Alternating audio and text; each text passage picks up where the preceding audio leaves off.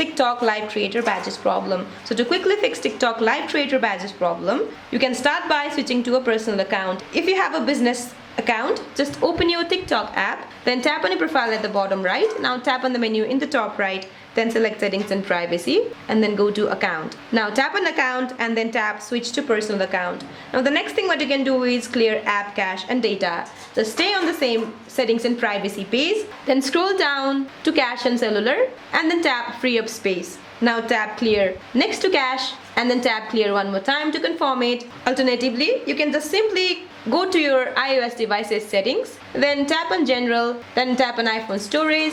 Now scroll down to find TikTok from the list, or you can just simply search for TikTok in your search bar. Tap upload app. Once you tap upload app, it will clear the data.